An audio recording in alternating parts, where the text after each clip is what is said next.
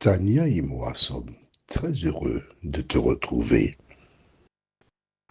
afin qu'ensemble nous puissions lire, étudier et mettre en pratique la parole de Dieu. Aujourd'hui, nous voyons le millénium numéro 3.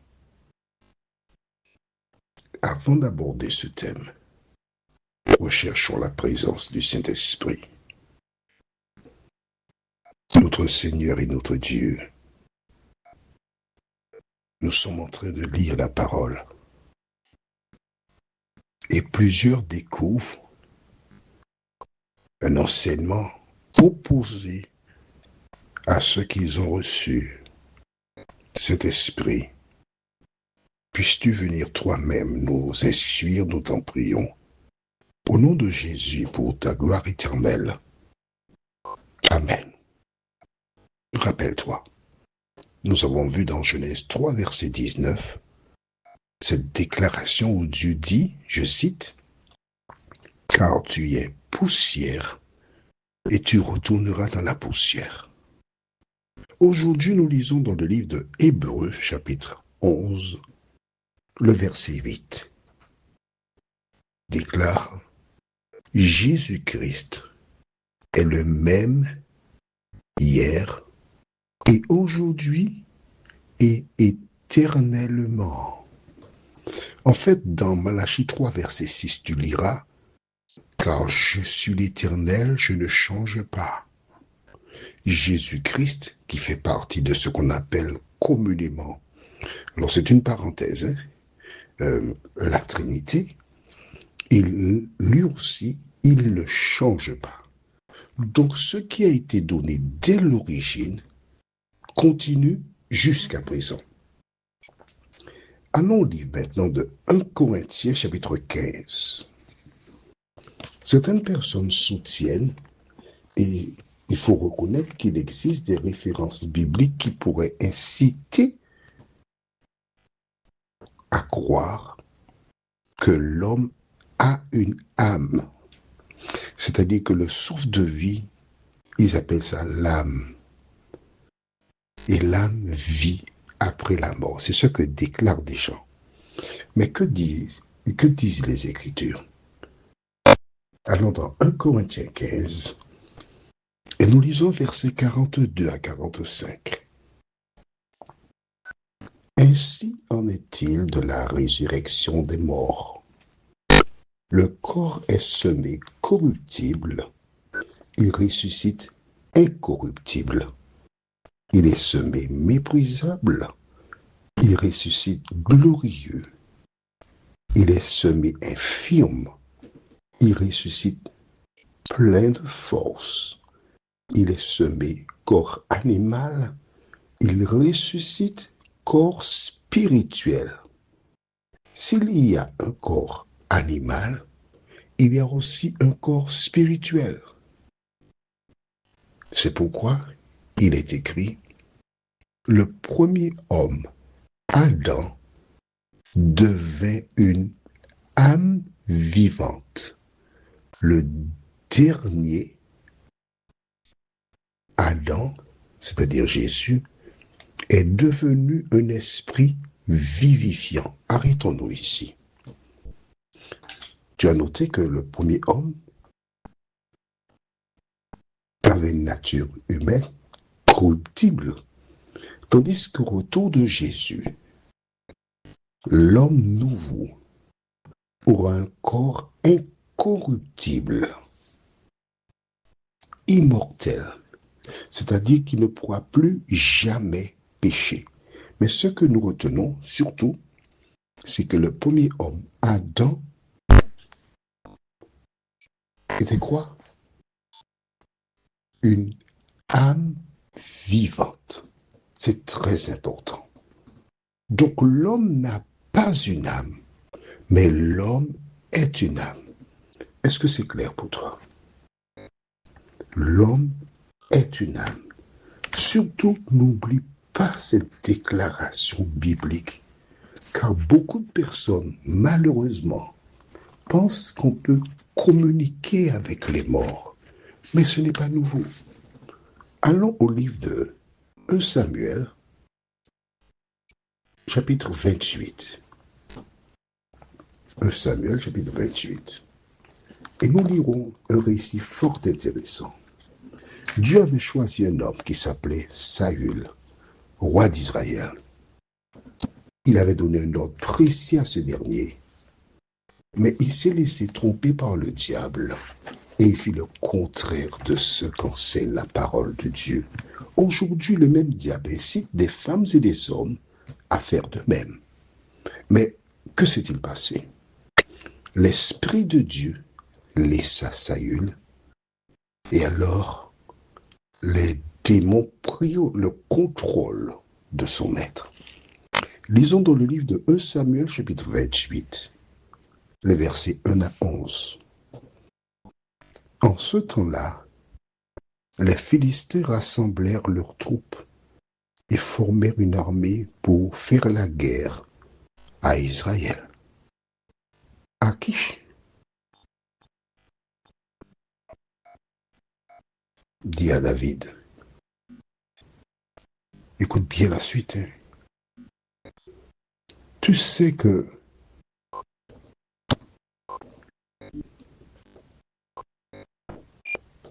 tu viendras avec moi à l'armée,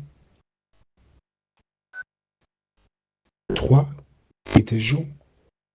David répondit à Akish, tu verras bien ce que ton serviteur fera. Et Akish dit à David, aussi je te donnerai pour toujours la garde de ma personne. Samuel était mort. Tout Israël l'avait pleuré.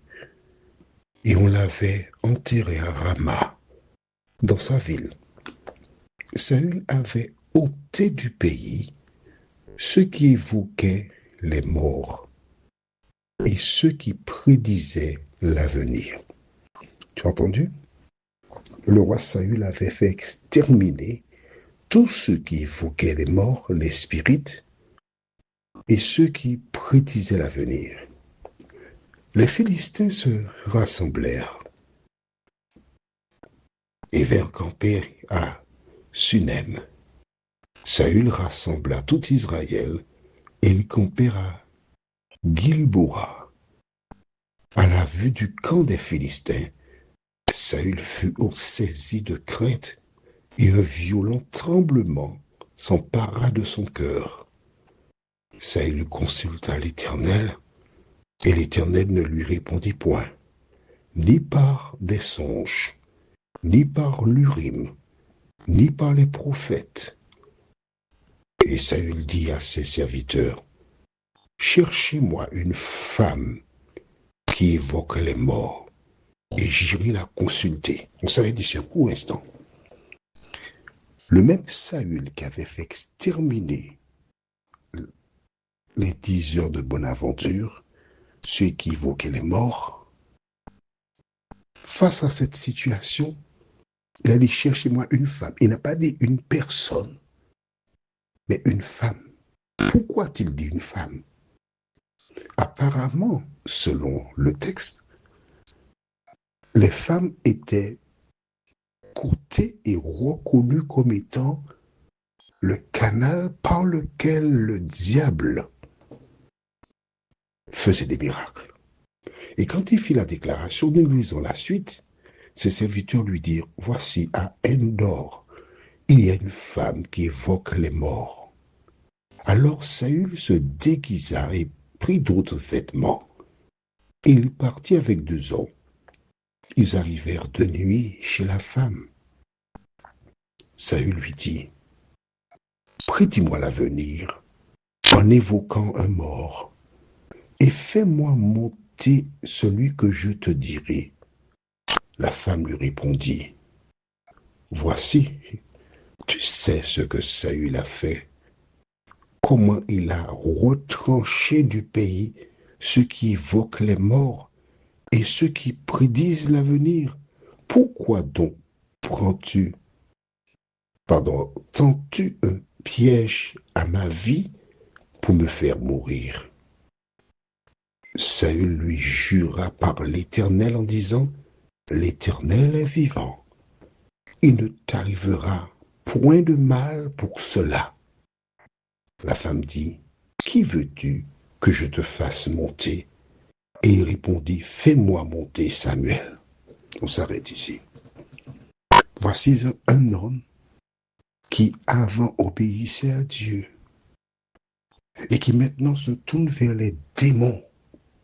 La femme lui rappelle, mais Saül a retranché les gens qui faisaient cela. Pourquoi veux-tu tendre piège à ma vie? À travers cette femme, Dieu parle à Saül. Non, pas Saül. Il te parle. Il s'adresse à toi. Toi qui reconnaissais que certaines actions étaient mauvaises. Et aujourd'hui, tu dis qu'elles sont bonnes. Mais que fait Saül? Il jure à cette femme, au nom de l'Éternel, rien ne t'arrivera. Fais-moi monter un mort. Elle pose la question, qui veux-tu voir? Samuel. D'accord. Elle se met au travail. Et qu'arrive-t-il? Lisons les versets 12 à 19. Lorsque la femme vit Samuel, elle poussa un grand cri. Et il dit à Saül, pourquoi m'as-tu trompé? Tu es Saül. Le roi lui dit, ne crains rien. Mais que vois-tu? La femme dit à Saül, je vois un Dieu qui monte de la terre. Il lui dit, quelle figure a-t-il? Et il répondit, c'est un vieillard qui monte et il est enveloppé de manteau.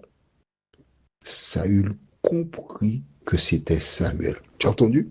Il a compris, il a cru, il a pensé, il n'a pas vu, non? La dame a vu un vieillard avec un manteau autour de lui. Attends, tu penses que c'est Samuel seul qui était un vieillard en ce temps-là? Continuons.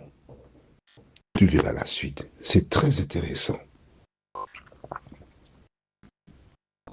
C'est très beau. Alors la suite du verset que nous avions, c'était le 14. Et il s'inclina le visage contre terre et se prosterna. Devant qui? Devant la représentation. Est-ce que c'est Dieu qui est là? Non. Mais quand une personne est aveugle, elle fait n'importe quoi. Il s'est prosterné devant un démon ou le diable lui-même. Lisons la suite. Verset 15. Samuel dit à Saül, pourquoi m'as-tu troublé en me faisant monter? On s'arrête ici. Tu te rappelles, nous avons vu dans la première, puis la deuxième, que les mots ne reviendront plus sous le soleil, ils ne reviendront plus. La Bible ne peut pas se contredire. Donc ce personnage ne peut pas être Samuel, puisque la Bible dit dans le livre d'Ecclésiaste, nous avons vu cela, chapitre 9, que leur haine, leur amour, etc., tout ça, c'est péri, c'est terminé.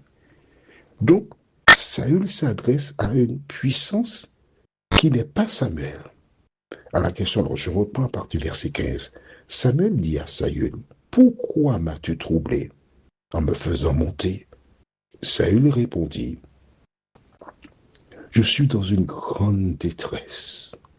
Les Philistins me font la guerre et Dieu s'est retiré de moi. Il ne m'a répondu ni par les prophètes, ni par des songes. Et je t'ai appelé pour que tu me fisses, connaître ce que je dois faire. Samuel dit, pourquoi donc me consultes-tu, puisque l'Éternel s'est retiré de toi et qu'il est devenu ton ennemi? L'Éternel te traite comme je te l'avais annoncé de sa part. L'Éternel a déchiré la royauté d'entre tes mains et l'a donné à un autre, à David.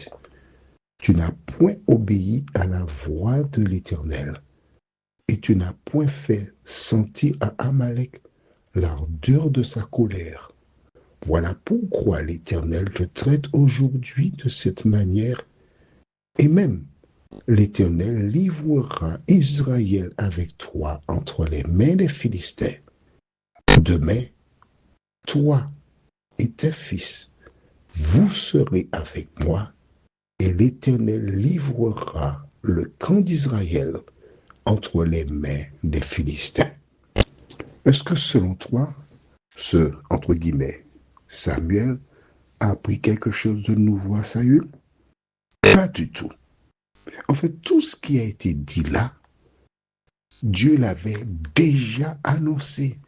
Le diable n'a fait que répéter ce que Samuel avait dit dès le départ. Alors tu me dis que ta maman est venue te parler. Tu me dis que ton frère, ton enfant, etc. Que dit la Bible à ce sujet? Allons au livre de 2 Corinthiens, chapitre 11, versets 13 à 15. S'adressant à une certaine catégorie de personnes, Saint Paul déclare dans 2 Corinthiens 11, versets 13 à 15, ces hommes-là sont de faux apôtres, des ouvriers trompeurs, déguisés en apôtres de Christ. Et cela n'est pas étonnant, puisque Satan lui-même se déguise en ange de lumière.